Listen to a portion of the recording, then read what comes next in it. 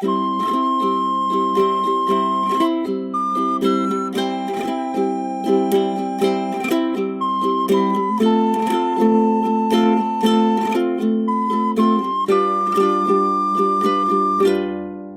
둘이 토크하고 있습니다. 안녕하세요. 황선우입니다. 안녕하세요. 김하나입니다. 마이크가 잘 켜져 있는 것을 확인했습니다. 지난주에 저희가 재녹음을 했었죠. 이번 주에는 그런 실수가 없도록 단단히 확인을 했습니다. 자, 이번 주에도 저희 둘의 행사들이 이어집니다. 11월 13일 목요일에는 저희가 몇 번 언급했던 영화 세계의 주인의 GV를 하기로 했습니다. 네. 윤가은 감독님의 영화 세계의 주인이 관객 7만을 돌파했다는 뉴스가 보이더라고요. 독립영화로 7만을 돌파했다는 것은 굉장한 뉴스입니다.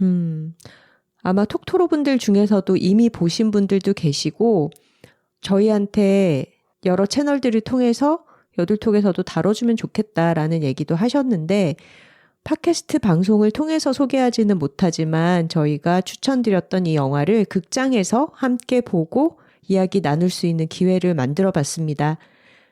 혹시 영화를 아직 보지 않으셨거나 이 영화를 다시 한번 관람하고 영화에 대한 이야기를 깊이 나누고 싶다 하시는 톡토로들은 저희와 함께 얘기 나눌 수 있는 이 시간을 활용하시면 좋을 것 같아요.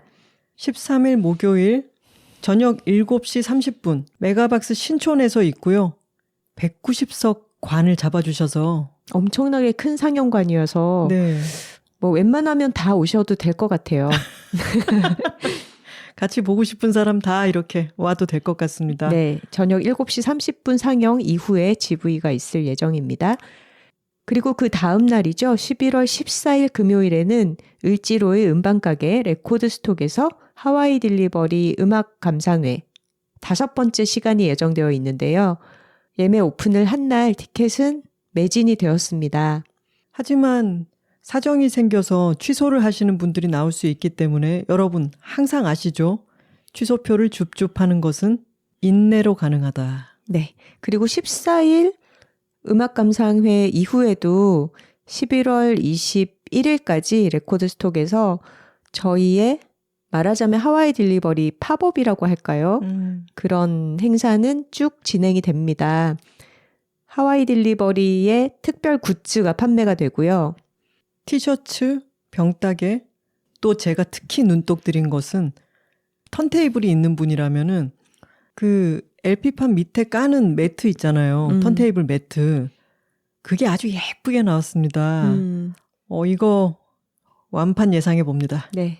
저희 하와이 딜리버리의 편집자님과 디자이너님이 아주 쿵짝이 잘 맞는 예쁜 거 잘 만드는 콤비거든요. 이번 팝업 스토어를 위해서 또 두 분이 심혈을 기울여 주셨습니다. 하와이 딜리버리의 느낌과 감성을 담고 있는 그런 제품들이니까 와서 구경도 하시고 구매도 하시면 좋겠습니다. 네. 오늘 167화에서 나눌 이야기는 11월 7일 금요일에 마지막 방송분이 올라온 메이크업 서바이벌 쇼라고 해야겠죠? 좋은 걸 좋다고 말하기 여둘톡 167화는 저스트 메이크업입니다. 톡갈 한번 갈까요? 여, 둘, 톡토로톡토로톡! 파워, 파워, 파워. 파워! 이 프로그램에 대해서는 약간의 사전 설명을 드려야 될 것 같아요. 저희가 지난화 166화에서도 루틴이 다 깨졌다. 저희가 너무 바빠졌다. 이런 얘기를 했잖아요. 그럼에도 불구하고 이 예능 프로를 볼 시간이 있었는가? 있었습니다. 왜냐하면 저희가 굉장히 좋아할 프로그램이라는 예감이 강하게 들더라고요. 저희 이거 대구 오가는 기차 안에서도 보고 맞아. 시간을 쪼개서 진짜 쪼개서 봤네요. 일단 흑백 요리사 제작진이 만들었어요. 스튜디오 슬램이라고 하는 곳이죠.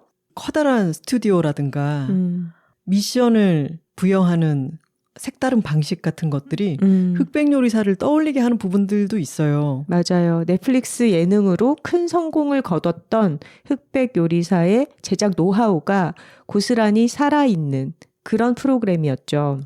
그리고 아주 재밌습니다. 그런데 우선 이 저스트 메이크업은 플랫폼이 쿠팡 플레이예요. 저희는 쿠팡 플레이를 그 이전에 본 적이 없고 이 쇼를 보기 위해서 처음으로 시작을 했는데요. 꼭 쿠팡 와우 회원이 아니더라도 광고를 보면은 이 프로그램을 보실 수 있어요. 그런데 저희가 여둘톡에서 소개하기 전에 이 이야기는 짚고 넘어가야 될 것 같아요. 쿠팡은 좀 말이 많죠. 대표적으로 물류센터의 노동자들의 노동 환경이 너무 심각하게 열악하고 그걸 개선시키려는 의지가 없어서 인명사고가 있기도 했죠, 심지어.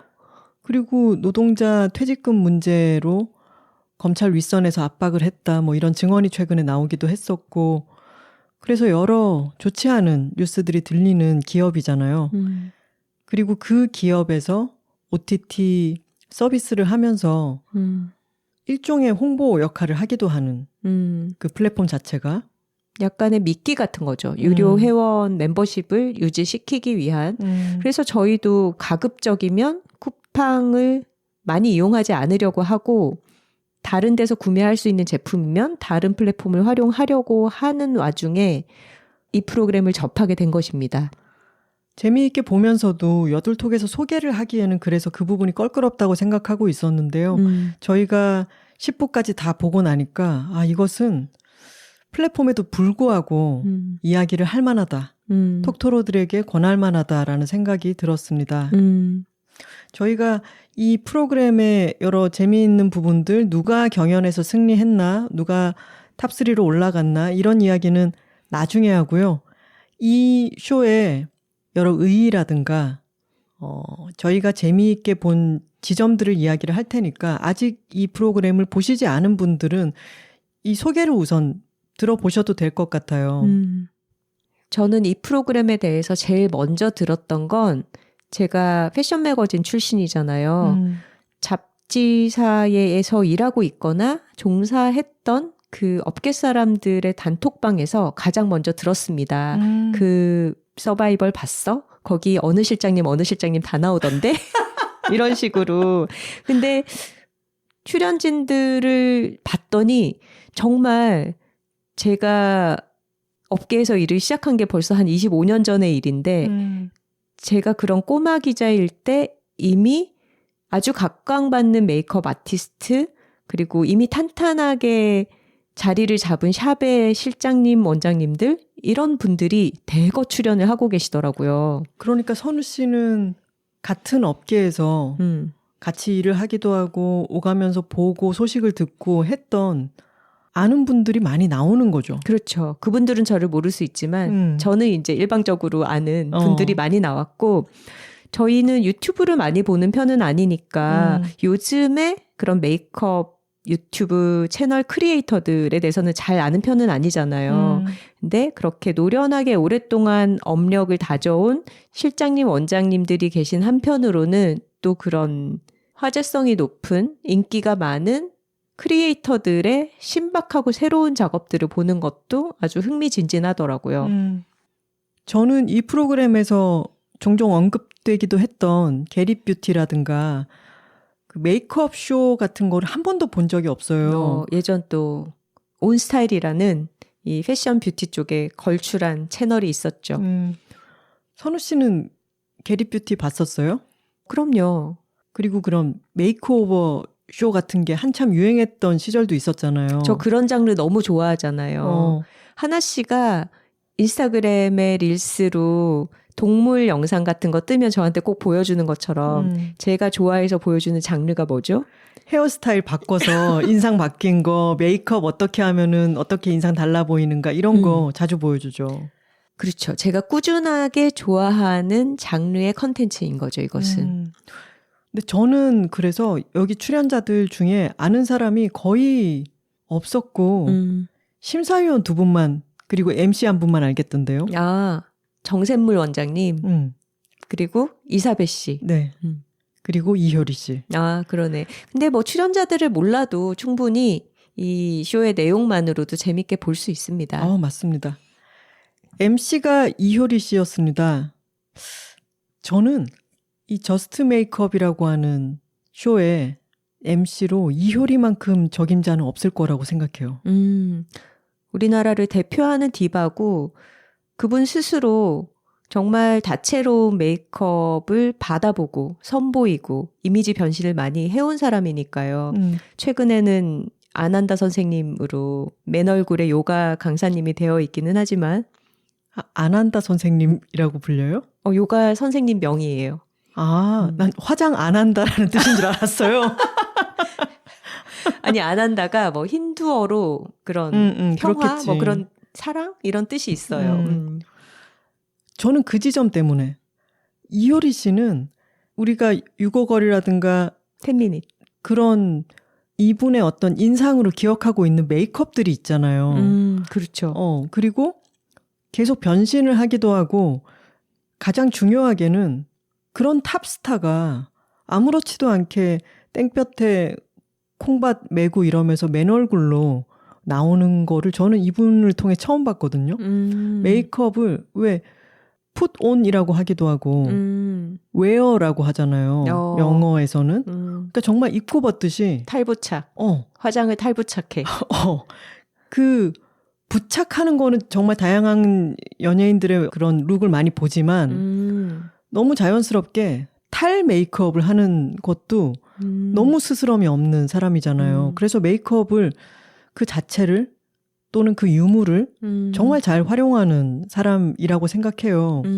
그리고 아주 흥미로운 인물이죠. 저희는 언젠가 이효리 씨에 대해서 여둘톡 한 회를 얘기할 수도 있겠다라고 생각할 정도로 참 여러 흥미로운 지점이 있는 엔터테이너라고 생각을 하는데 원래는 심사위원으로 제안을 받았다가 본인이 평가를 하는 것은 좀 부담된다라고 해서 MC 역으로 바꿨다라는 얘기도 있더라고요.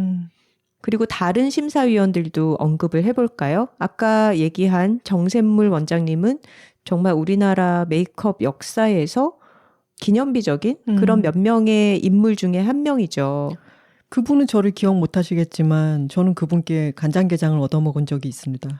그래요? 같이 일을 한 적이 있나요? 네. 그래서 아주 맛있는 간장게장을 사주셨어요. 지금 생각해보니까 저 정샘물 원장님한테 메이크업 받아본 적도 있네요. 아, 그래요? 어땠어요? 그때 약간 호의로 그냥 해주셨어요. 본인 얼굴이 마음에 들던가요? 네. 자연스럽고 내 피부가 이렇게 좋아 보이다니 이런 생각을 했던 기억이 나요. 기분 좋았겠다. 그쵸. 그리고 유튜브 크리에이터 이사배 씨가 있고 이사배 씨 자신도 다양한 메이크업 변신으로 화제가 된 그런 영상들이 많이 기억이 나죠. 저는 이사배 씨 잘 몰랐는데 이렇게 사진으로 볼 때보다 이분은 영상으로 이렇게 또 특히 이진수 심사위원과 함께 제일 첫 미션 1라운드 그 심사를 할 때 너무 매력이 있더라고요. 되게 평가를 할 때 따뜻하고 정감 있게 얘기를 하고 그리고 진짜 평가받는 이 출연자들에게 마음을 쓰고 있는 게 좀 보이는 그런 다정한 심사위원 같더라고요.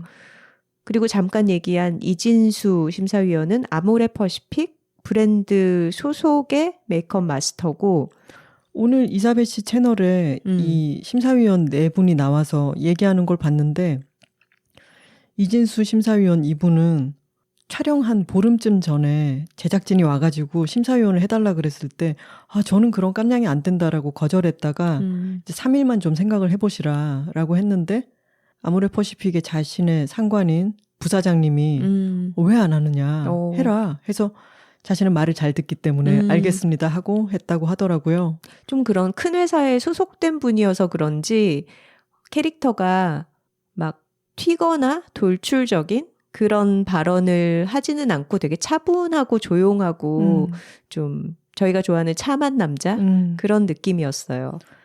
그리고 흑백 요리사로 치면 안성재 셰프에 해당하는 꼼꼼히 보는 서옥이라고 하는 심사위원이 있었습니다. 이분은 요즘 K-팝 아티스트들 그리고 젊은 배우들 사이에 아주 인기가 많은 그런 메이크업 아티스트라고 하고 말하자면 정샘물 원장님보다는 훨씬 어린 세대의 신진 아티스트인 거죠. 그래서 아니 이 두 사람이 어떻게 같이 심사위원에 들어있지? 라는 이야기를 들을 정도이고 본인이 심사위원인데 출연자로 자신의 선생님, 자신이 속해 있던 샵의 원장님 이런 분이 나와서 약간 자신의 스승을 평가해야 되는 그런 상황이 벌어지기도 했었죠. 그래서 안 그래도 부담스러운데 정샘물 원장님이랑 같이 2인 1조로 1라운드 미션을 평가를 해야 되는데 매번 합격과 불합격이 둘의 평가가 상반돼서 그게 또 재미 포인트였죠. 맞아요. 보면 정샘물 원장님은 좀 전체적인 이미지 내지는 그 메이크업이 담고 있는 스토리 이런 거를 본다면 이 서옥 심사위원은 디테일을 진짜 꼼꼼하게 보더라고요. 그래서 눈썹이 양쪽이 대칭인가, 입술 선이 어떻게 되어 있는가, 그리고 아이라인을 수정하다가 이 수정한 면봉이 어디까지 지우고 어디를 터치를 새로 안 했는가 이런 거를 진짜 꼼꼼하게 보더라고요. 완전 스캐닝 하듯이. 그래서 이 둘의 의견이 첫 번째 미션의 평가에서 계속 부딪히는 걸 보면서 정말 흑백요리사의 백종원, 안성재 두 심사위원의 의견이 계속 부딪히던 때가 생각나기도 하고 제가 느끼기에는 그 MBTI로 쉽게 설명을 하자면 N과 S의 대결, 서로 기준과 관점이 다른 그런 느낌이었어요. 정샘물 심사위원이 N적으로 좀 전체적인 거 스토리 이 룩에서 상상하게 하는 그런 것들을 본다면 서옥 심사위원은 디테일, 표현, 밸런스, 대칭 막 이런 것들을 본다는 게 되게 재밌더라고요. 맞습니다. 예전부터 메이크업이라는 것을 좀 경시하는 그런 단어들이 많이 있죠. 뭐 얼굴에 분칠한다 이런 식의 화장빨 뭐 이런 말도 있고요. 화장기 없는 얼굴 같은 이런 것을 아주 예찬한다든가. 그런 반면에 또 화장이라는 게 여자들에게 유독 어떤 지켜야 할 예의범절이라든가 아니면 사회생활을 하기 위해서 보여야 하는 성의 같은 것으로 취급이 되면서 억압적으로 작용하는 면도 있었어요. 아주 이중적이죠. 조금 예전에 소설 같은 걸 보면은 짙은 화장 이러면은 그 여자가 짙은 화장을 했다는 그 이유만으로 그 여자에 대한 어떤 선입견을 갖게 하죠. 이 사람은 외피에 아주 신경을 쓰는 사람이고 깊이가 없는 것 같은 뭔가 그런 뉘앙스로 그런 표현이 쓰이고 또 한편으로는 화장조차 하지 않은 이런 식의 표현을 쓰면서 여자로서 마땅히 해야 될 것을 하지 않은 것처럼 뭔가를 놓은 것처럼 아주 이중적으로 이 메이크업이라고 하는 분야를 바라보죠. 맞아요. 그러니까 여자들에게는 꾸밈 노동이 강요되는 한편으로 또 너무 꾸미면 지탄을 받기도 하는 가볍게 여겨지는 그 이중의 어떤 족쇄처럼 작용을 해왔죠. 한국 여자들에게는 그래서 이 꾸안꾸라고 하는 말이 꾸민 듯 안 꾸민 듯 근데 예뻐야 되는 이게 요즘 유행하는 말이지만 굉장히 오랫동안 사회적으로 요구되는 어떤 아름다움의 기준, 뷰티 스탠다드였던 것 같아. 꾸안꾸가. 맞아요. 근데 최근에 왜 사람들이 세포라 같은 데 가가지고 메이크업 받은 영상 이런 게 돌아다니던데 그리고 왜 지구 오락실에서 안유진 씨가 두바이 갔을 때 두바이에서 엄청 그쪽 현지 메이크업 현지 메이크업을 받아서 페트라라는 이름으로 사람을 알아볼 수가 없어. 맞아. 너무 느낌이 다르잖아요. 근데 또 되게 신나고 예쁜 게 있어. 맞아요. 그러니까 메이크업이 정말 어떤 사회적 문화적 산물이구나라는 거를 알 수 있는 에피소드죠. 같은 얼굴을 가진 사람인데 외국의 다른 문화권에서 예쁘다고 여겨지는 그런 메이크업을 받았을 때 훨씬 이목구비가 강하게 강조되면서 좀 다른 인격을 입는 사람인 것처럼 바뀌잖아요. 맞아요. 세포라에서 메이크업 받으면 바로 교포되잖아요. 그럼 너무 재밌지 않아요? 이게 좀 메이크업의 본질 같은 거를 보여주는 그런 사례인 것 같아요. 메이크업이라고 하는 거는 어떻게 생각해 보면 이런 문명이 창궐하기 전에 아주 옛날 사람들은 뭐 사냥하고 채집하고 먹고 자고 싸고 그리고 화장을 했단 말이에요. 요즘도 어떤 대륙의 원주민들 사진 같은 게 나오면 굉장히 선명하고 다양한 메이크업을 하고 있잖아요. 전사들이 얼굴에 막 더 화려하고 호전적인 인상을 주기 위한 메이크업을 하기도 하고 그저 심미적인 목적으로 또는 주술적인 목적으로 얼굴에 아주 다양한 칠을 하잖아요. 그건 어떻게 다시 생각해 보면은 인류의 아주 강렬한 본능이기도 한 거죠. 아까 시대와 문화의 산물이다 이런 이야기를 했는데 일본의 헤이안 시대 이럴 때를 보면은 여성들의 얼굴을 하얗게 칠하고 눈썹을 다 밀잖아요. 그리고 이마 있는 데다가 눈썹을 따로 그리고 치아는 까맣게 한다든가 그 미의 기준이라고 하는 것도 시대와 문화별로 정말 다른 거죠. 하지만 중요한 것은 이 분칠이라고 얘기되곤 했던 이 장르가 사실은 역사가 정말 오래고 인류의 아주 본질적인 부분에 닿아 있는 어떤 장르라는 거죠.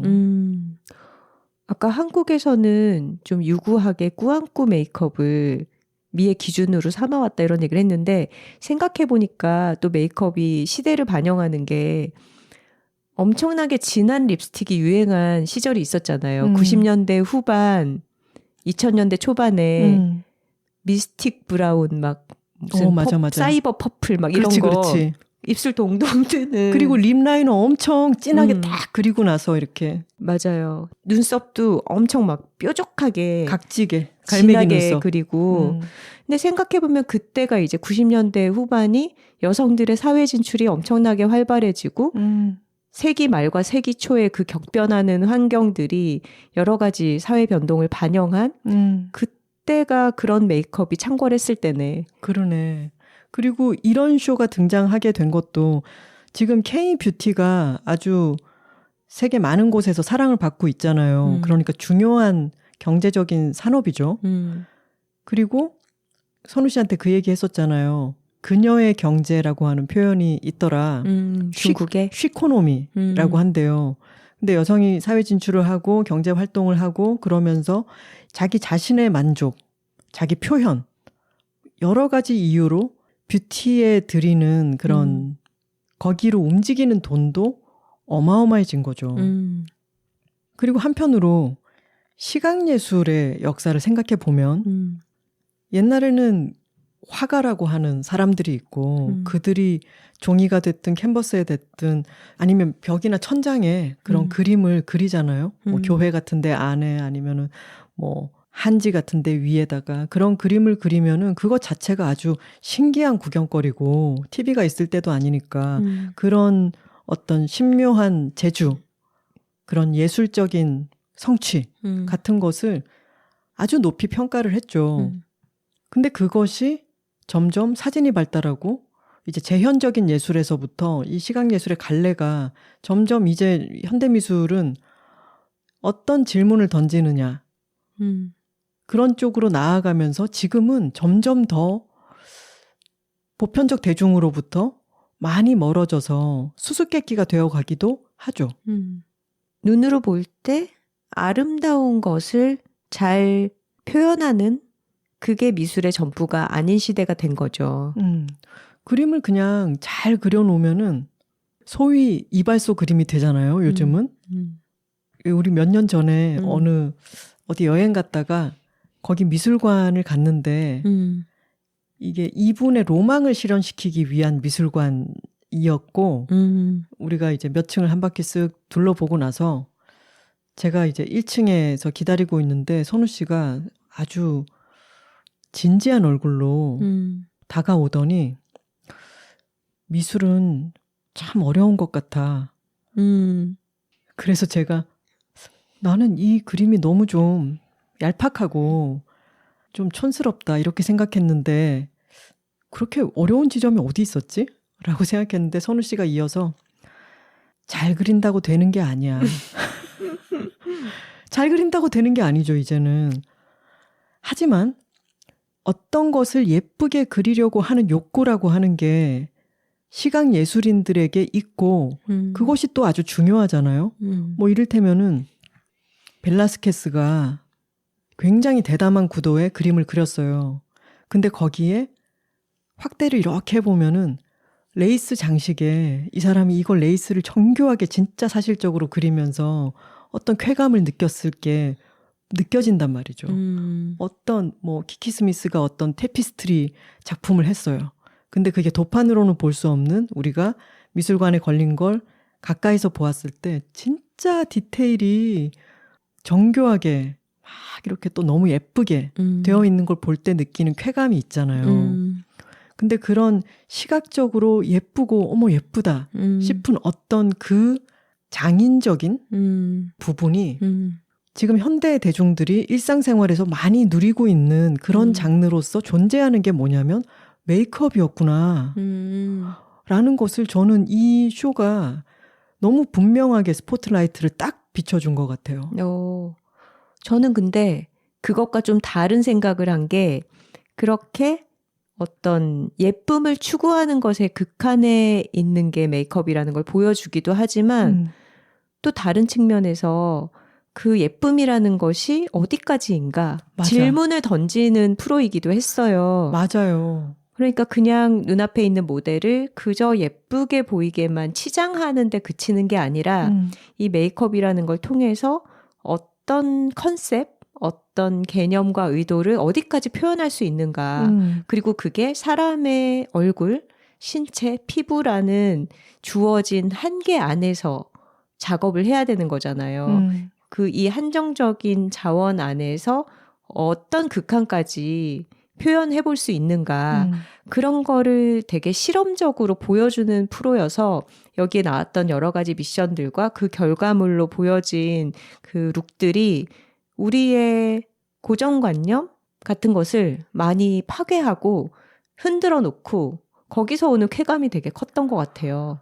맞습니다. 메이크업을 보면서 심장이 이렇게 두근거릴 줄은 몰랐어요. 너무 탄성이 나오고 박수가 나오고 때로는 눈물이 나오는 그런 작품들이 작품이라고 저도 모르게 얘기를 하게 되는데 작품이 맞죠. 메이크업 아티스트고 이 프로그램을 집중해서 흥미롭게 잘 보신 분들이라면은 이 말에 동의하실 것 같아요. 하나 씨나 저도 어딘가에 인터뷰를 촬영하기 위해서 메이크업을 전문가에게 받아본 경험들이 있잖아요. 근데 그랬을 때 이분들에게 내 얼굴을 맡겨놓고 기다리는 거잖아. 근데 엄청나게 밀착되는 작업이잖아요. 사람과 맞아요. 사람이. 그리고 메이크업의 많은 부분 과정들은 손으로 이루어진단 말이에요. 그러니까 내 얼굴 피부를 누군가가 만진다라는 게 되게 개인의 경계를 열어놓고 타인과 접촉하는 방식인 거죠.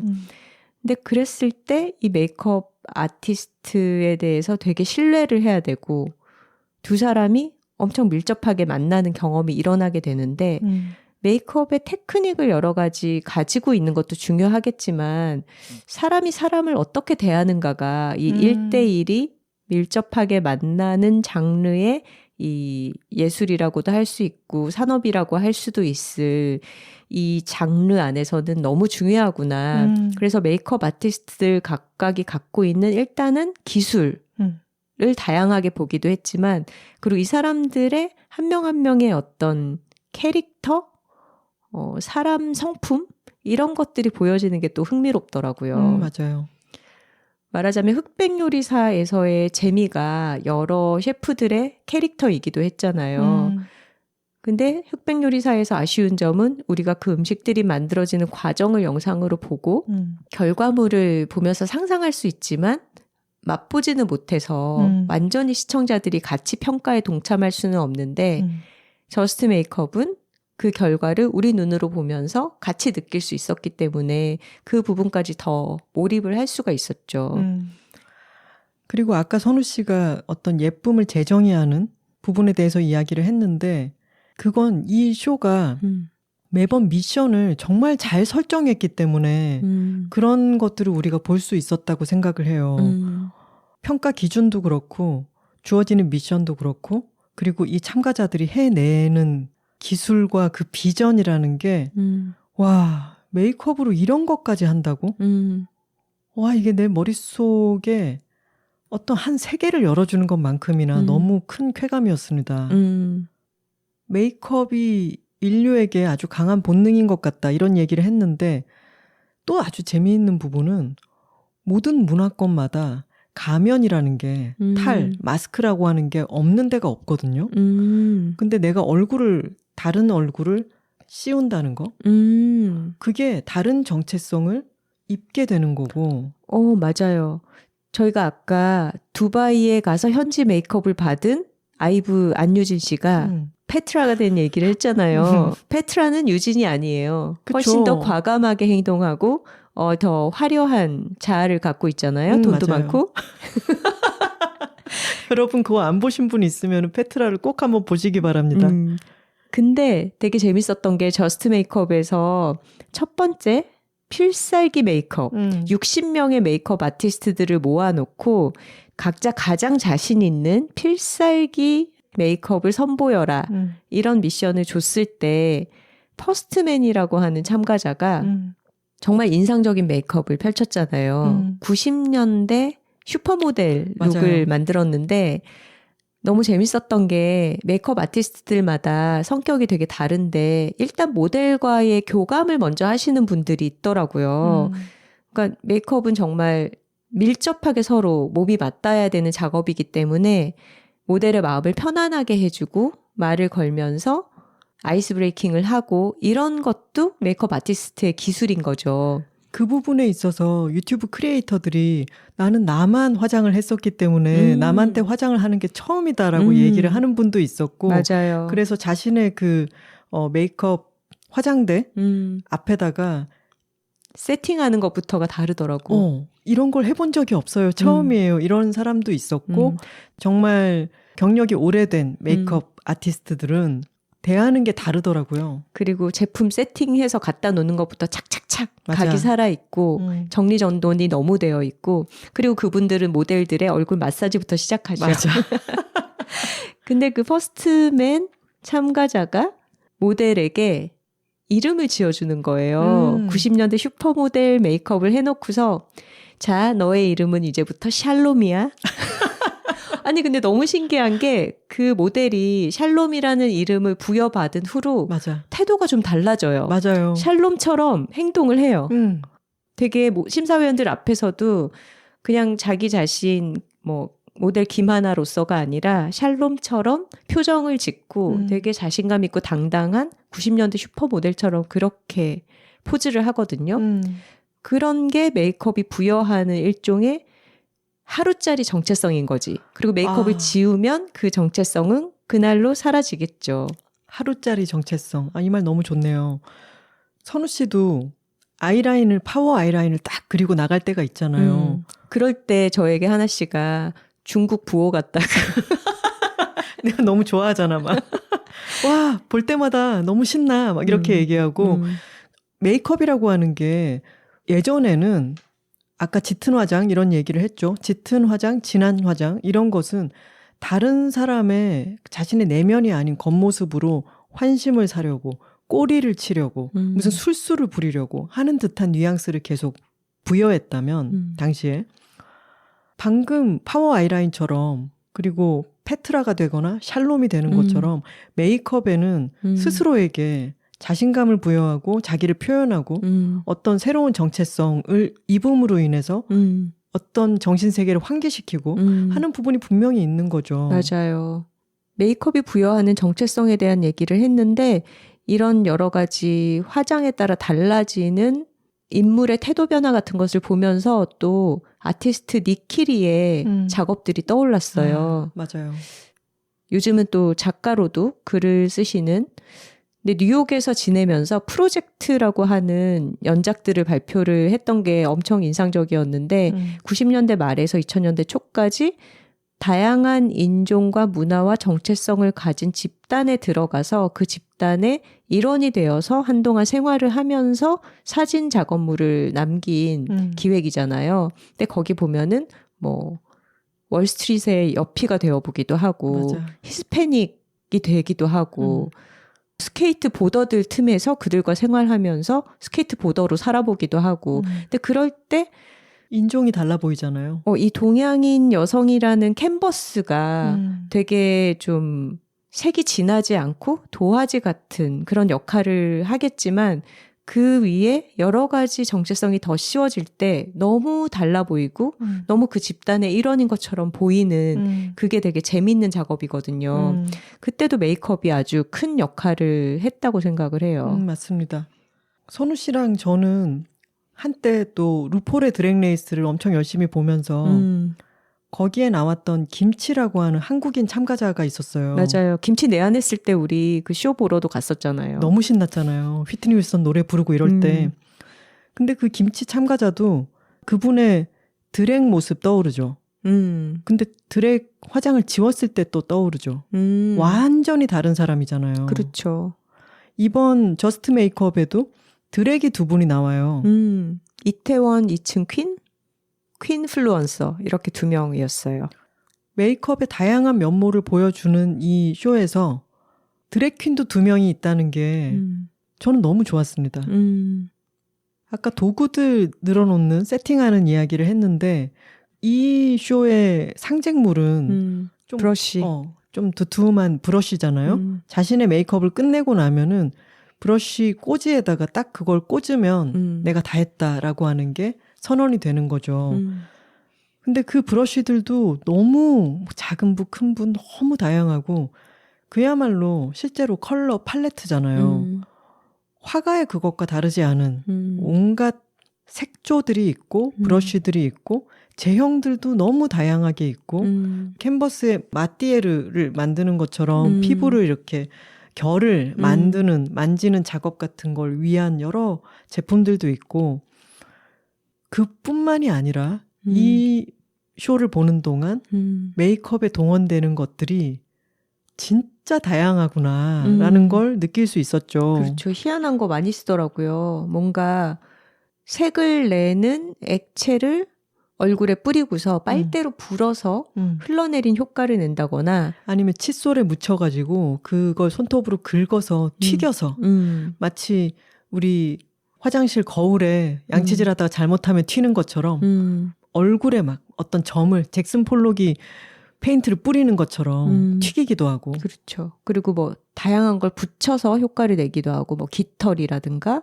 반짝이 글리터 같은 거 자개를 붙이기도 하고 뭐 레이스 같은 것도 붙이고요. 심지어 LED가 등장하기도 하죠. 그러니까 이게 진짜 메이크업 아티스트들이 모델의 본연의 아름다움을 드러내기 위한 그런 보조적인 역할을 할 때도 있잖아요. 예를 들면 웨딩 촬영 같은 걸 할 때는 최대한 자연스러워 보이게끔 하면서 이 모델의 생김새가 돋보이도록 하는 작업을 한다면 저스트 메이크업에서는 어떤 컨셉을 극단적으로 드러내는 정말 잡지 화보에서 많이 하는 것 같은 그런 작업들을 아주 다양하게 볼 수가 있어서 흥미롭고 메이크업 아티스트들이 어떤 보조적인 역할에 있는 사람이 아니라 크리에이티브 디렉터로서 어떤 기획과 의도를 가지고 그걸 구현해내는 그런 창의성을 발현하는 거를 제대로 볼 수 있어서 이 직업에 대해서 재발견하는 그런 경험이었어요. 맞아요. 웨딩 메이크업의 반대말이 되는 것이 아마도 패자부활전 같은 걸 할 때 지금 자신의 심정을 메이크업으로 표현해봐라 라는 게 아마 거의 반대지 않을까요? 아, 맞아요. 그 미션에서 너무 멋진 작업을 했던 참가자의 그 작업이 생각이 나네요. 손테일이라고 하는 참가자가 피카소 그림 같은 거를 모델의 얼굴에 푸른 선으로 표현을 했잖아요. 그거 진짜 과감했잖아요. 아, 너무 멋있었어요. 지금 피곤하기도 하고 막 이 촬영이 계속 새벽까지 이어지고 심사위원들의 논의도 정말 길었대요. 다 지쳐있는 상황에서 너무 간절하기도 하고 그러니까 막 일필휘지로 그려내는 그런 터치감이라든가 그 결과물의 와일드함이라든가 이런 것들도 참 인상적이었죠. 그러니까 참 메이크업이라는 게 웨딩 촬영은 많은 사람들 앞에서 축복받는 날 가장 화사하고 예쁘게가 목표라면은 그 메이크업으로 나의 지금 너무 불안하고 간절한 심경을 표현해버릴 수도 있는 거잖아요. 그렇죠. 또 기억에 남는 메이크업 결과물들을 한번 얘기를 해볼까요? 저는 이 쇼 전체를 통틀어서 붉은 말 메이크업이 제일 기억에 남는 것 같아요. 저도요. 붉은 말은 너무 충격적이었어요. 2026년? 내년이 붉은 말의 해라고 해요. 2025년은 푸른 뱀의 해였죠. 그래서 붉은 말이라는 제시 주제를 주고 그걸로 1대1 대결을 붙은 거예요. 근데 사실 두 사람이 다 너무 인상적인 메이크업을 보여줬는데 그 중에서 파리 금손이라고 하는 참가자가 파리에서 19년 동안 메이크업 일을 하신 민킴이라고 하는 아티스트인데 이분이 보여줬던 그 강렬한 메이크업? 이거는 진짜 직접 영상으로 그 과정까지 보셨으면 좋겠습니다. 영상으로 봐도 너무 재밌지만 그 얼굴에 결이 약간 뭐라 그래야 돼? 티라미수 윗면처럼 엄청 두껍고 포슬포슬한 그런 질감이었잖아요. 섬유를 갈아가지고 그거를 얼굴 위에 뿌려서 붙이는 그런 방식의 작업을 했는데 이 파리 금손이라고 하는 참가자는 제가 볼 때 좀 미친 과학자 같은 맞아요. 그런 캐릭터인 거예요. 맞아요. 그러니까 다른 참가자들이 좀 뭔가 온화한 성격으로 모델에게 다가가는 장점이 있다거나 혹은 되게 차분하게 자신의 컨셉을 잘 풀어내는 그런 지적인 면이 있다면 이 사람은 너무 멋지고 근사한 거를 척척해서 보여주는데 그리고 진짜 실험적인 소재 같은 거를 사람 얼굴에다가 되게 상상하지 못했던 방식으로 사용하는데 근데 그거를 언어적으로 잘 표현하는 사람이 아니라 그냥 해서 보여주는 근데 살짝 눈이 돌아 있어. 그리고 자기가 하고 있는 메이크업에 너무 신이 나 있는 그 캐릭터가 참 매력적이었어요. 너무 매력적이고 이번에는 파리 금손이 또 어떤 걸 보여줄까 하는 게 너무 기대되는 그런 참가자였습니다. 근데 아까 그 붉은 말 영상으로만 봐도 대단하지만 저는 그걸 실제로 심사위원들이 가까이 가서 보잖아요. 어땠을까? 너무 궁금한데 메이크업은 사라지고 없죠. 아 진짜 그러네. 그게 소름 끼치는 점이네. 그걸 실제로 눈으로 본 사람들은 심사위원과 현장에 있는 다른 메이크업 아티스트들밖에 없겠네요. 그렇죠. 저스트 메이크업에서 또 하나 재밌는 점은 어떤 유력한 참가자가 메이크업을 하고 있으면 그 동종 업계 사람들이니까 이미 소문이 자자하잖아요. 저 선생님이 여기 나왔다고? 저 원장님이 여기 나오셨다고 하면서 참가자들이 자기 쉬는 시간에 그냥 좀 긴장을 풀고 쉬고 있는 게 아니라 다 몰려가서 그 사람이 하고 있는 과정을 지켜보는 거예요. 그리고 그게 엄청난 자신의 배움이 되는 거죠. 그렇죠. 그중에 제일 열심히 배우는 사람 누구? 네버데드 퀸. 노트를 들고 다니면서. 아, 그분 정말 또 너무 호감 갔어요. 맞아요. 그분은 지금도 어마어마한 것들을 갖고 있지만 앞으로 또 어떻게 엄청난 세계로 나아갈까 기대가 되더라고요. 아주 탐구하는 자세라든가 끝까지 열심히 노력하는 어떤 태도라든가 이런 것도. 이 네버데드 퀸이라는 분은 특수분장계에서 일하면서 자신의 유튜브 채널에서도 특수분장을 통한 여러 가지 메이크업들을 보여주는 분인데 이번 경연에서도 자신의 특장점을 살려서 되게 분장에 가까운 특이한 메이크업을 많이 선보였어요. 그래서 스튜디오에 버너를 갖고 와서 막 뭘 녹여가면서 적용을 하기도 하고 근데 정말 철저하고 꼼꼼하게 준비해서 아주 긴 시간이 걸릴 법한 공정을 효율적으로 압축해서 잘 진행하기도 하고 그리고 내내 탐구하는 자세로 다른 참가자들의 어떤 부분들을 메모하면서 그렇게 공부하면서 참가를 하더라고요. 약간 애니메이션 캐릭터 같지 않아요? 그분 자체가? 맞아요. 퓨처리즘이 그래서 참 재밌었고 또 아주 인상적이었던 미션 중에 하나는 카마데누. 이게 이제 세미파이널 미션이었죠. 3개의 과제를 주면서 전체적으로 새로운 얼굴을 보여달라라는 요구사항이 있었는데 카마데누는 파란 소의 얼굴을 클로즈업해서 그린 그런 미술작품을 보여주면서 여기에서 영감을 받은 메이크업을 완성해봐라 라는 과제였는데 그 과제를 풀어낸 참가자들의 방식이 다 다르면서 너무 흥미로웠죠. 그리고 저 그때 대구에서 하와이 딜리버리 음감회 하고 나서 KTX 타고 서울 올 때 기차 안에서 그거 카마데노 보고 오 돌체 비타님의 출품작을 보고 엉엉 울어버렸지 뭐예요.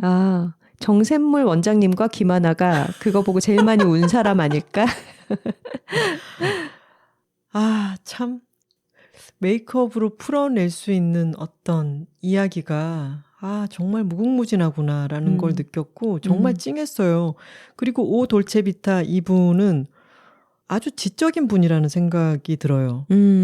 어떤 과제가 주어졌을 때 그 과제의 가능성을 다른 출연자들과 다르게 풀어내고 그걸 자신이 아주 오랫동안 쌓아온 기량으로 자신이 그리고 있는 것을 구현해낼 수 있는 손의 기술이 있고 그리고 전체의 컨셉을 구상할 수 있는 어떤 구상력 같은 것이 있고 그것을 차분하고 조리 있는 언어로 전달할 수 있는 언어적 전달력이 있고 그래서 그분의 작품에 대한 설명을 들을 때마다 쾌감이 있었어요. 맞아요. 남들이 좀 하지 않는 방식으로 왜냐하면 결과물이 비슷하게 나올수록 자신에게 불리할 테니까 어떻게 해야 좀 다른 접근이 가능할까? 이런 거를 매 단계에 고민한다는 게 느껴졌고 이렇게 밝혀도 되나요?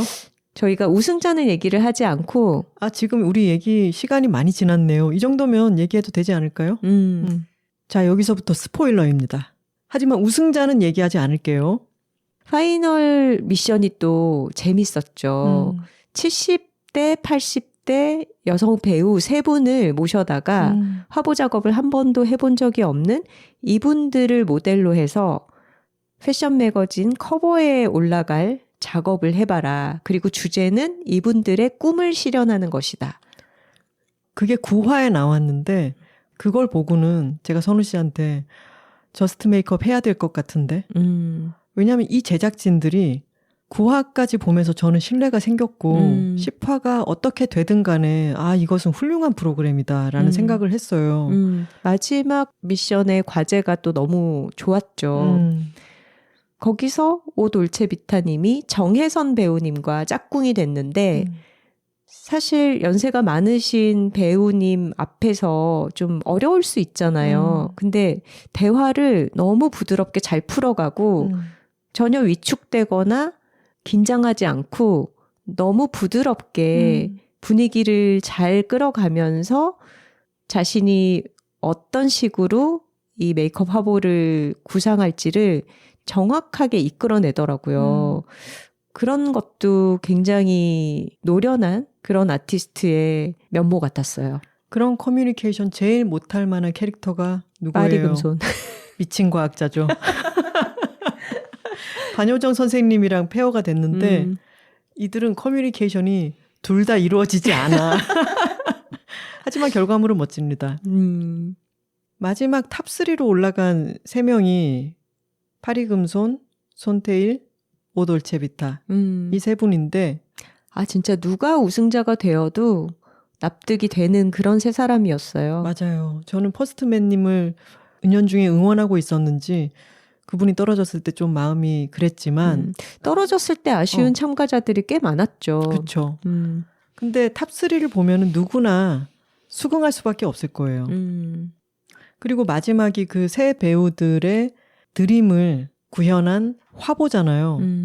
그리고 그것이 하퍼스 바자 커버로 실리는 그런 미션이었는데 선우 씨가 매거진에 있을 때 하던 일이 물론 선우 씨는 피처 디렉터였지만 아주 중요하게 하던 일이잖아요. 그 업계에서. 저는 그래서 그 미션 과정을 방송으로 보면서 마음이 편치는 않았어요.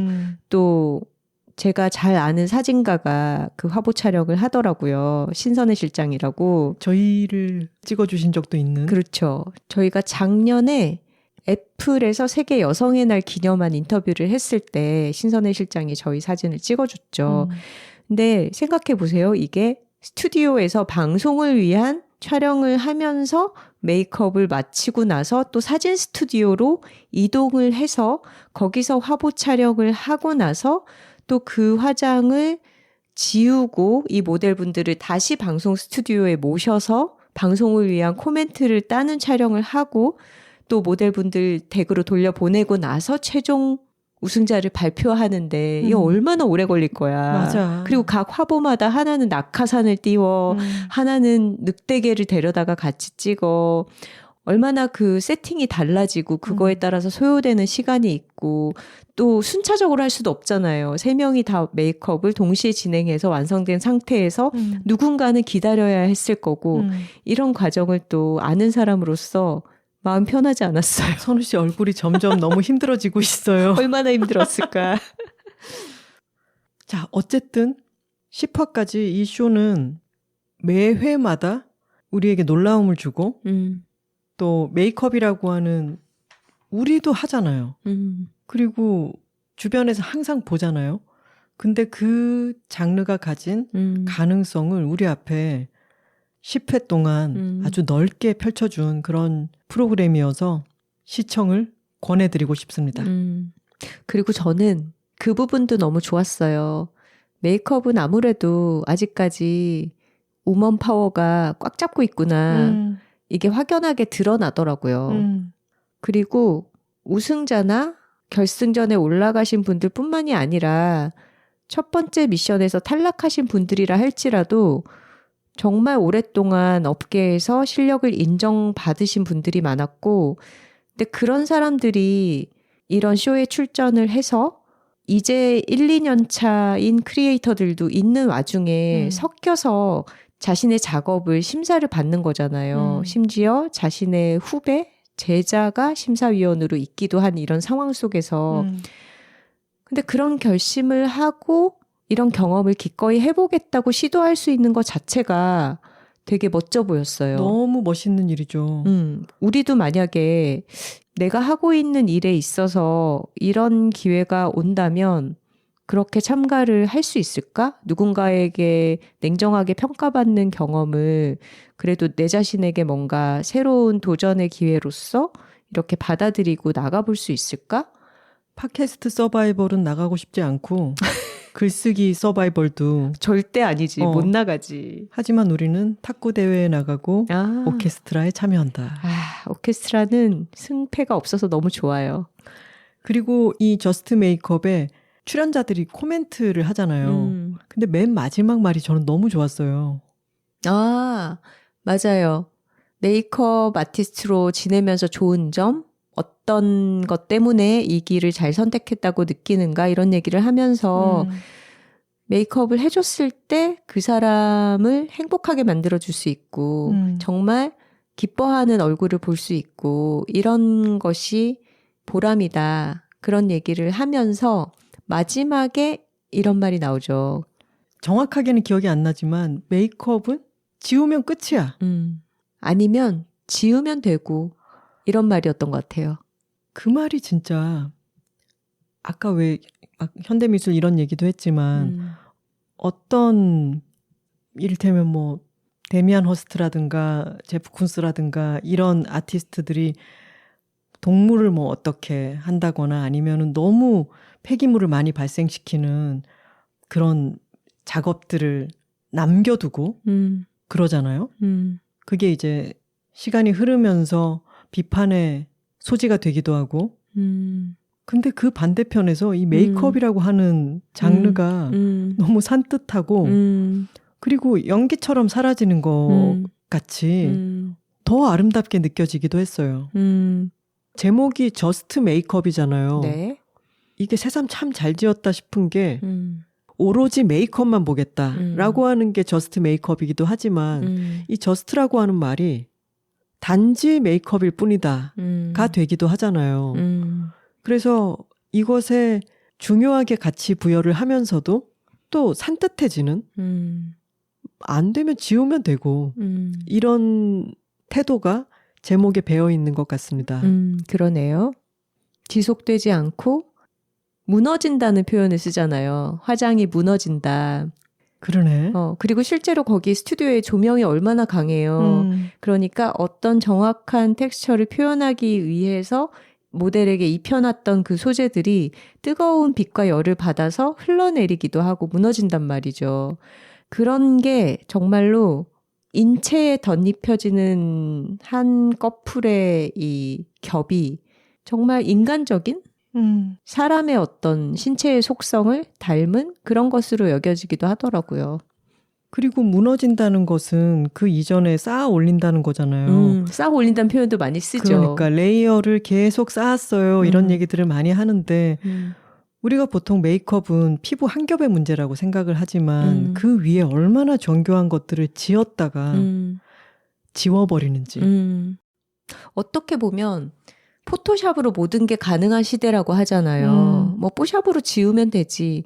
이런 식으로 생각하게 되기 쉬운 시대에 그럼에도 불구하고 그걸 제대로 구현하기 위해서 한 겹 한 겹을 자기 손으로 붓질하면서 만들어내는 그런 자세라는 게 또 현대의 장인인 거지. 생각해보면 어떤 사람의 얼굴 위에 피부 위에다가 정교하게 무언가를 쌓고 대칭을 만들고 어떤 것을 표현하고 그렇게 했다가 싹 지워버리잖아요. 그렇게 계속 지워지는 어떤 예술 세계를 해온 수많은 사람들, 아주 오랫동안 해온 사람도 있고 이제 새롭게 떠오르는 사람도 있는, 하지만 모든 작품들은 지워진 그런 사람들의 예술 세계를, 그리고 그 세계의 아름다움을 정확히 포착해준, 그래서 아주 재미있는 프로그램으로 시청자들에게 보여준 쇼라서 저는 참 좋았습니다. 첫 미션에서 모델이 했던 말도 생각나요. 아, 얼굴이 너무 마음에 들어서 지우기 싫어요. 아, 그러네요. 댓글 소개 시간입니다. 사연과 광고 문의는 W2Talking, W 숫자 2 TALKING @gmail.com으로 보내주세요. 잠시 안내 말씀 하나 드리자면 온라인 서점들에서 2025년을 마무리하면서 올해의 책 투표를 받고 있죠. 하와이 딜리버리도 후보로 올라 있으니까 여러분들이 사용하시는 온라인 서점 알라딘 예스24에서 소중한 한 표 행사해 주시면 저희에게 힘이 되겠습니다. 지난 166화는 무려 마이크를 켜지 않고 녹음해서 재녹음을 했던 루틴이고 뭐고 다 무너졌을 때였습니다. 톡토로들은 우리가 또박또박 성실하게 잘 살고 있다는 이야기도 좋아하지만 이렇게 좀 엉망진창이 됐다 하면 또 반가워하시더라고요. 더 좋아하는 것 같아. 우선 사실은 토로님께서 황선우 작가가 호떡을 좋아한다는 사실에 사실은 호떡을 사랑하죠. 호떡당에서 파는 기본 호떡을 추천해 주셔가지고 저희가 사서 먹어봤죠. 맛있더라고요. 요거 그리고 사이즈가 너무 크지 않고 딱 아담해서 기름 두르지 않은 팬에다가 바삭하게 구워서 먹었더니 호떡 먹고 싶은 그 욕구가 딱 채워지더라고요. 추천 감사합니다. 요즘은 호떡 사 먹고 싶어도 언제 어디서 마주칠지 잘 몰라서 정확하게 원할 때 먹기가 어렵잖아요. 이런 제품으로 냉장고에다가 갖고 있어도 좋을 것 같아요. 브리엔님의 댓글입니다. 저도 요즘 새로운 일을 시작해서 루틴이 무너졌는데 작가님들 말씀 들으니 다들 비슷하구나 싶고 책상 위 청소 같은 작은 일부터 다시 시작해 봐야겠다는 생각이 드네요. 가을에는 직립보행도 잊지 말아야겠고요. 매주 좋은 팁 나눠주셔서 감사합니다. 그리고 소개해 주신 디 오디너리 제품도 구입했습니다. 감사해요 하셨네요. 그 반짝 이벤트에 참여하신 분들의 구매품들이 이제 속속 집에 도착하고 있는지 저희에게 계속 인스타그램으로 알려주시더라고요. 네. 톡토로 특전으로 립밤 선물을 드리는 이벤트는 지나갔지만 디 오디너리는 11월 한 달 내내 천천히 세일 진행 중이니까 각자 피부 타입에 맞는 필요한 물품 잘 고민하셔서 구매하시기 바랍니다. 그리고 저희가 예전에 예술의 전당 앞에 밥을 먹으러 갔다가 옆자리에 톡토로님이랑 나란히 앉게 된 적이 있었어요. 봉산옥에서? 기억나죠? 네. 그때 톡토로님이 아주 반가워해 주시고 나서 집에 돌아가서 저희에게 메일을 보내주셨거든요. 당시에 저희가 댓글로 소개를 해드리지는 못했는데 그 메일 내용에 이런 얘기가 있더라고요. 디오디너리 사용하시는 톡토로 분들께 도움이 되는 정보일 것 같아서 적어봅니다. 얼마 전 디오디너리 가로수길 매장을 다녀왔는데 매장 직원분께서 매장에서 직접 구입한 제품에 한해서 제품이 피부에 맞지 않을 경우 개봉해서 쓰던 제품이더라도 교환이나 환불을 해주신다고 하더라고요. 디오디너리 전용 매장에만 해당되는 내용인 것 같고 서울에는 신사동 가로수길과 연남 두 곳의 매장이 있는 것 같습니다. 제품을 한 곳에서 모두 볼 수 있고 직원분들이 매우 친절하게 기능을 하나하나 소개해 주셔서 선택에 도움을 많이 받으실 수 있을 거예요. 그리고 매장에서만 판매되는 비싼 고급 라인들도 있더라고요. 작가님들도 시간 되실 때 들러보세요. 그럼 저는 하와이 딜리버리 구매하러 갈게요. 라고 메일을 맺어주셨습니다. 그러니까 참 디오디너리가 소비자한테 딱 맞는 그 피부에 맞는 제품을 추천하는 데 진심인 거죠. 안 맞으면 매장에서 구입했는데 안 맞으면 집에 괜히 두지 말고 가져오시라. 환불해 드리겠다. 그리고 제품의 가격이 합리적인 것도 굉장한 장점이라고 여겨왔는데 고급 라인이 있다 그러니까 또 궁금해지네요. 한번 저희도 방문해봐야겠습니다. 네. 구황작물걸님께서 저는 루틴이 너무 중요해서 루틴에도 강박을 가지고 있는 사람인데요. 확실히 이런 고정적인 루틴에 대한 집착이 강해지면 그게 또 마냥 긍정적인 건 아니더라고요. 내 루틴이 깨지는 게 싫어서 친구들을 만나는 것도 꺼려지는 걸 느끼고 요즘 저는 일부러 루틴 깨는 날을 정해 조금 더 유연한 마음으로 하루를 살아가려 노력하고 있답니다. 예를 들면 늘 10시가 되면 딱 마시는 드링크를 9시 반에 마셔본다든가 하는 사소하지만 나에게는 중요한 것들이요. 5월부터 언니들의 팟캐스트를 듣기 시작했는데 이제 여드레드가 뭔지 말하기도 전에 혹시 디오디너리 광고인가? 생각하는 걸 보면 저도 이제 초보 톡토로는 탈출인가 봐요. 언니들 덕분에 좋은 가을날 더 기분 좋게 보낼 수 있습니다. 항상 감사해요. 언니들 사랑합니다 하셨어요. 근데 구황작물걸님 대단하시네요. 지금 루틴을 조금 흐트러 본다고 예를 드신 내용이 10시에 마시던 거를 9시 반에 마신다 이 정도잖아. 우리한테는 이 정도면 진짜 규칙적으로 살아가는 거 아닌가요? 그럼요. 저희는 10시에 마셔야 되는 거를 12시간 지난 10시에 마시고 그래요. 그리고 루틴이 깨지는 게 싫어서 친구들을 만나는 것도 꺼려지는 정도라면은 그리고 루틴을 깨는 날도 정해두셨어. 이게 너무 강박적이 되면 좋진 않겠죠. 사람 일은 계획적으로 되는 법이 없고 언제나 새로운 변수들이 생기는 것이고 그것을 통해서 또 루틴을 맞춰 가다가 새로운 변수가 생겨서 또 적응하고 변화하고 이것이 삶이기도 합니다. 맞아요. 비제잉님의 댓글입니다. 저도 이사 때문에 모든 루틴이 무너졌던 적이 있어서 공감하면서 들었어요. 특히 운동은 다시 습관 들이기 쉽지가 않아서 한동안 건강을 잃고 우울감에 빠져 있었어요. 시간이 지나 이제는 새로운 운동을 시작하게 되면서 다시 새로운 루틴이 만들어졌지만요. 또 좋은 집을 구하고 꾸미는 이사라는 과정에 몰입했던 만큼 지금 만족스러운 집순이 생활을 하고 있기도 합니다. 작가님들도 애정어린 루틴을 내려놓을 수밖에 없는 게 아쉬우시겠지만 그만큼 현재 몰입하고 있는 여러 활동들이 나중에 돌이켜봤을 때 값진 결과로 남아있으리라 믿어요. 댓글은 오랜만에 남기지만 잘 듣고 있습니다. 작가님들 힘내시고 남은 가을 끝자락도 잘 즐기시길 바랍니다 하셨네요. 이렇게 말씀해 주시니까 참 위안이 되고요. 저희가 166화에 루틴이고 뭐고 다 무너졌다 이렇게 얘기를 털어놓으니까 주변에서 요즘 저희 좀 만나기 힘들었던 친구들이나 오랜만에 연락하는 지인들이 요새 얼마나 바쁜지 방송 듣고 알고 있다. 이 시기를 잘 보내고 나서 만나자 이렇게 얘기를 해주더라고요. 호두토로님의 댓글입니다. 루틴이고 뭐고 다 무너진 작가님들, 게다가 재녹음이라니. 저라면 아마 휴방했을 것 같아요. 톡토로들에게 매주 와주셔서 너무 감사해요.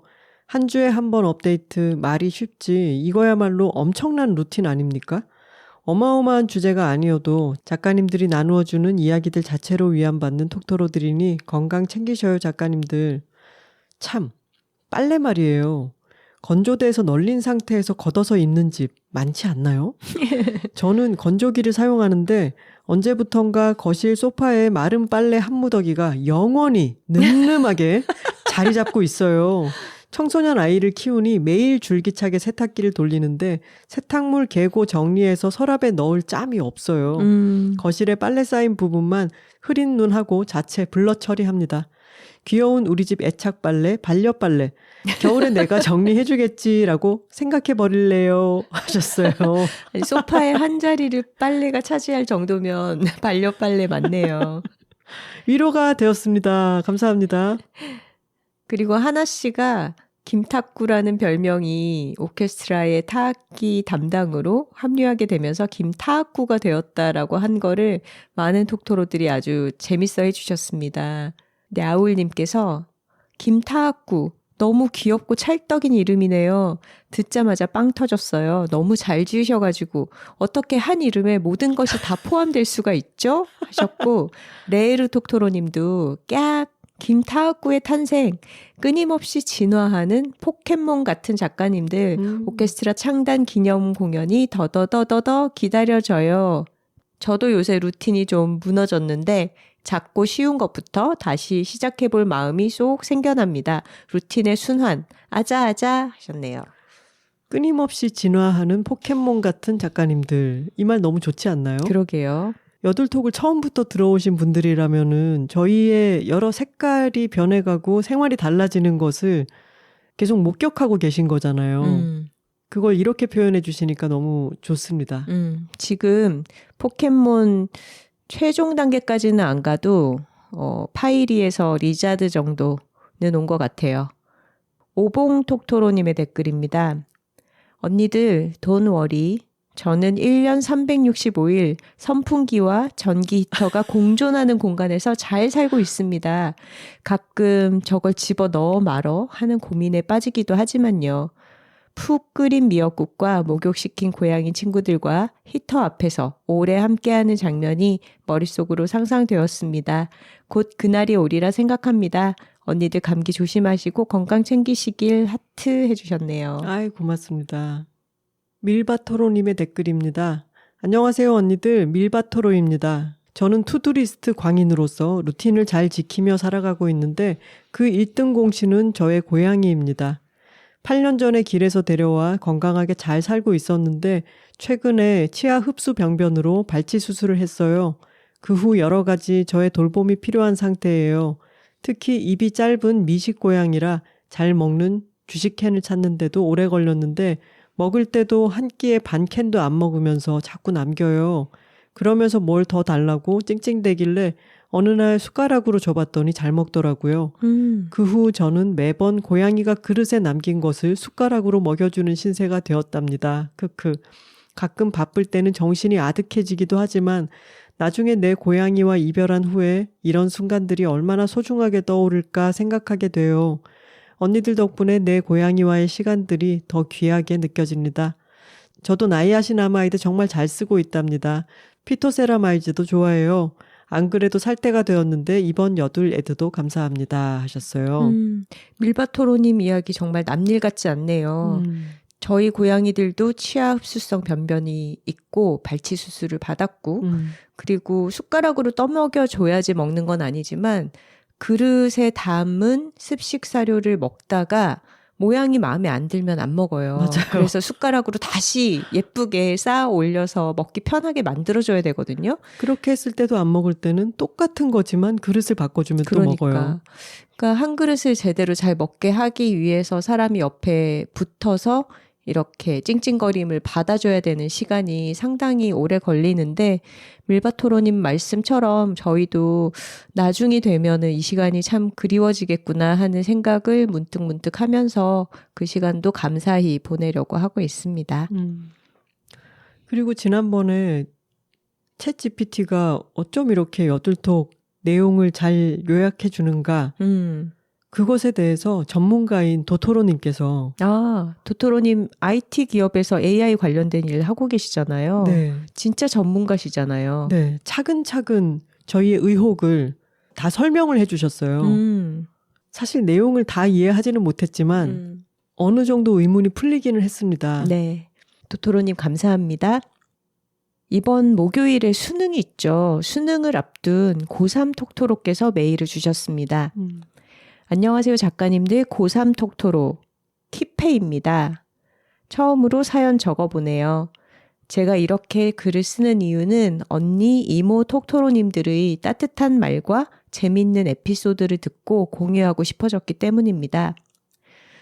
수능이 30일쯤 남았을 때 톡토로 오픈 채팅방에 저는 푸른 새싹 고딩 고3이라서 수능 곧 보는데 떨리네요 라고 아주 조심스럽게 제 마음을 털어놓았어요. 푸른 새싹이라고 붙인 이유는 톡토로님들이 아들 대학 보낸 얘기, 노후 준비를 위한 취직 얘기를 하던 중이셨거든요. 그렇게 톡을 남긴 후 정말 많은 분들이 응원과 격려를 해주셨어요. 모든 응원이 정말 배려 넘치는 응원이었어요. 처음에는 감사하다고 답글을 남기다가 너무 많아서 나중에는 하트만 눌렀던 기억이 있습니다. 그리고 이어서 톡토로님들이 고3 시절 본인만의 에피소드를 신나게 얘기해 주셨어요. 기억나는 에피소드는 면허학원에서 가드레일을 박았는데 저 숱이 떨어졌는데 이것도 엄마한테 말해야 해요? 하니 아저씨가 봐주셨다는 이야기. 수능 이후 울고 있으니 아버지가 마음 편해질 거라며 금강경을 외우게 했다는 이야기. 이런저런 얘기들을 듣고 있으니 웃음이 나오며 긴장되는 마음이 풀리더라고요. 톡토로님들 너무 감사합니다. 그리고 저에게 힐링 타임을 주신 작가님들도 감사해요. 고3 시절을 주제로 사연을 받으면 재밌는 이야기가 많이 나올 것 같다는 의견을 남기면서 글을 마치겠습니다. 읽어주셔서 감사합니다 하셨네요. 이 메일 보내주셔서 너무 감사합니다. 마음이 참 따뜻해지네요. 네, 키페토로님도 지금 시험 앞두고 이번 주 한창 정신이 없으실 텐데 차분하게 평소에 하던 대로 실력 발휘하시기를 바라고요.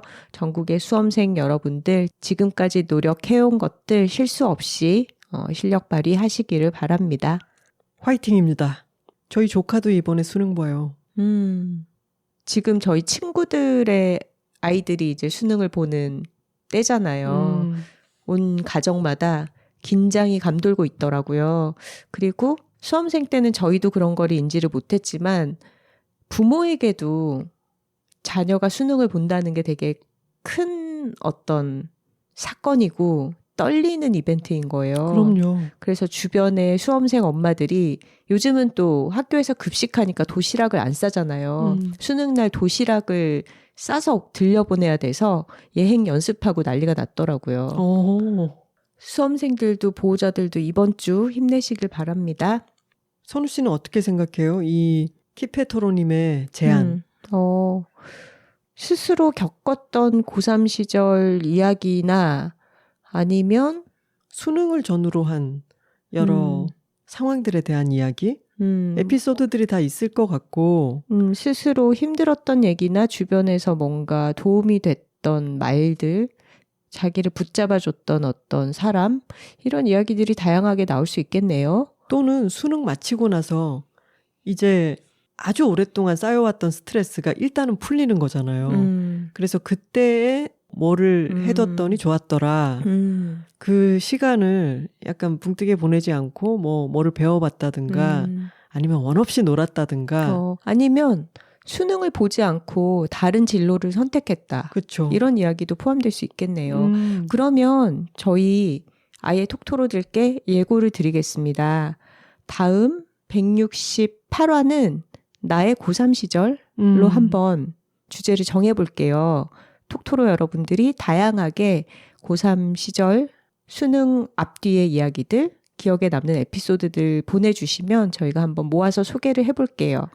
편의상 고3 시절이라고 했지만 검정고시를 친 분들은 나의 검정고시 이야기를 해주셔도 좋고요. 네, 키페토로님께서 언급해주셨던 톡토로 오픈 카톡방에서 얘기 나누셨던 금강경 외우신 수험생 출신 톡토로분, 그리고 면허학원 가서 가드레일 들이받았던 톡토로님, 다들 다시 메일 보내주시면 한번 풀 버전으로 저희가 소개해 보겠습니다.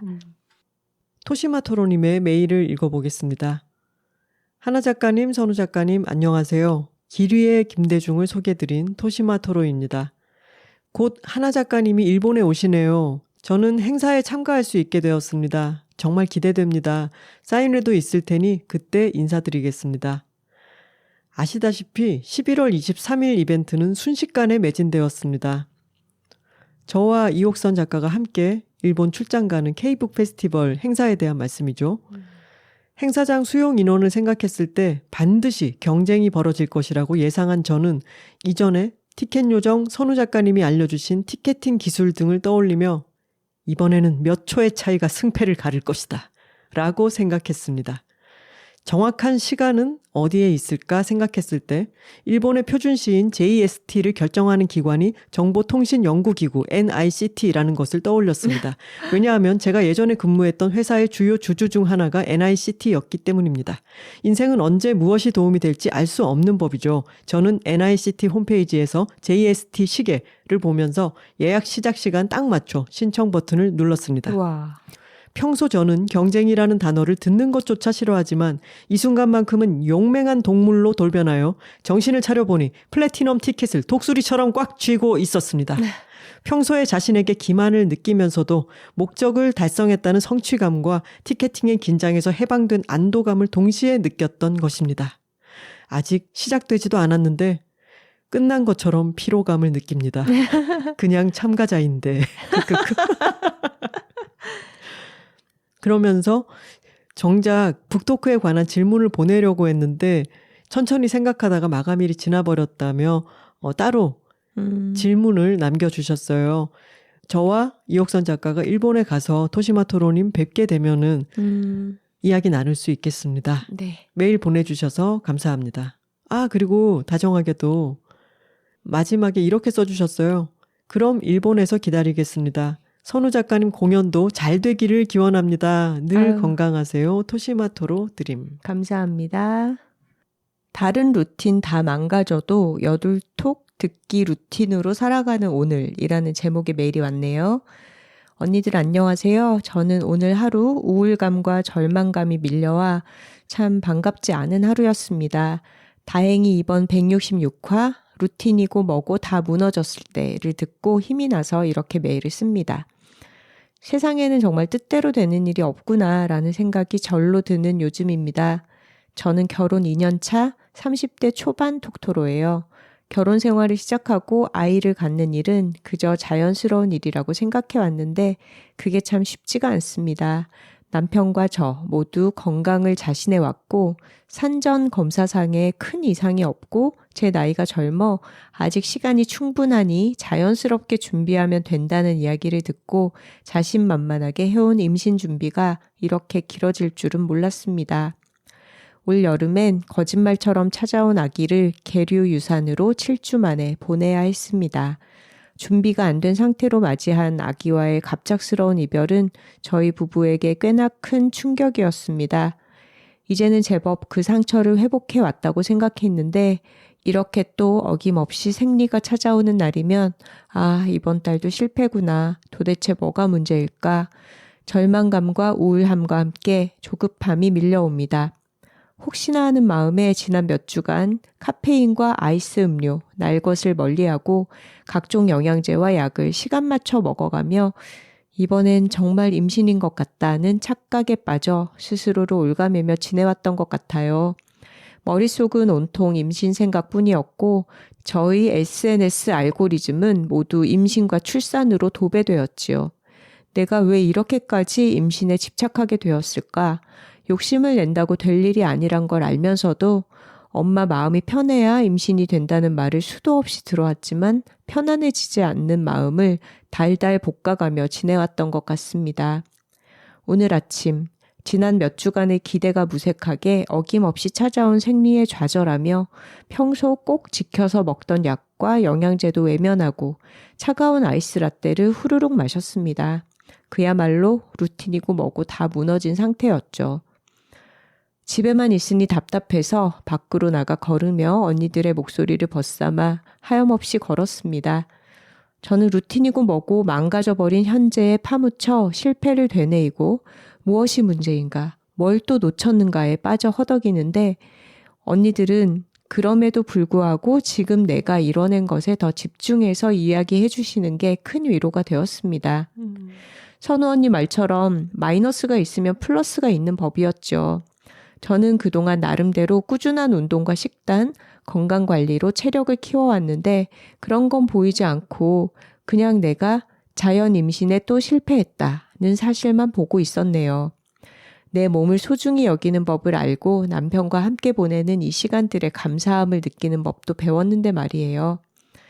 저는 오늘 여둘톡을 듣고 몇 개월째 임신하면 못하니까 라며 망설이고 있던 취미 발레 수업도 레벨업하여 더 난이도 있는 수업으로 수강 신청했답니다. 예약을 망설이던 해산물 뷔페도 갈 거고요. 오늘 저녁은 남편과 오랜만에 시원하게 맥주 한잔 하려고 해요. 그동안은 자연 임신에 희망을 기대며 제 선에서 할 수 있는 노력들 위주로 해왔는데 조금 더 적극적이고 의학적인 도움을 받아보고자 난임병원을 예약했어요. 난임으로 진단받는 게 두려워 병원을 가지 않고 자연스러운 방법만 고집해왔거든요. 앞으로 직장 생활과 병행하는 난임 치료가 걱정이 되기도 하지만 막연히 두려워만 하지 말고 적극적으로 돌파구를 찾아보겠습니다. 저희 부부는 찾아올 아기의 태명도 미리 지어놨습니다. 단단이에요. 유산 후에 찾아올 아기인 만큼 저희 부부 사이를 더 단단하게 만들어줄 거고 엄마 뱃속에 단단히 자리 잡고 있으라는 의미예요. 아마 톡토로 분들 중에서도 난임이나 임신, 출산 등으로 많은 고민이 있으신 분들이 계시겠죠? 저와 비슷한 고민을 하는 분들에게도 이번 회차뿐만 아니라 언니들의 툭툭 던지는 한마디 한마디가 큰 도움이 된다는 사실을 나누고 싶었습니다. 다음 메일에서는 좋은 소식을 전해드리고 싶네요. 아이는 가장 좋은 때에 엄마에게 온다는 말을 오늘도 되뇌입니다. 새 생명을 품기로 결정하고 노력하는 모든 톡토로들이 힘냈으면 좋겠어요. 그러고 보니 지난 몇 년간 꾸준히 지켜온 저희 불변의 루틴은 여둘톡 듣기였어요. 이 루틴만큼은 정말이지 놓치고 싶지 않아서 앞으로도 쭉 이어가 보겠습니다. 언니들 항상 여둘톡 루틴을 이어가 주셔서 고맙습니다. 큰 힘이 됩니다. 이상입니다. 라고 단단토로님께서 보내주셨네요. 꾸준히 여둘톡 듣기 루틴을 지키면서 아까 말씀하신 것처럼 꾸준한 운동과 식단, 건강관리로 계속 체력을 잘 키워 오셨으니까 단단히가 곧 올 겁니다. 맞습니다. 사용 감사합니다. 좋은 걸 좋다고 말하기 여둘톡 167화는 쿠팡플레이의 메이크업 서바이벌 저스트 메이크업이었습니다. 톡토로 뒤에는 여둘톡이 있고 여둘톡 뒤에는 톡토로가 있습니다. 저희는 다음 주에 나의 고3 시절을 주제로 다시 돌아오겠습니다. 사연 많이 보내주세요. 화요일입니다. 고맙습니다.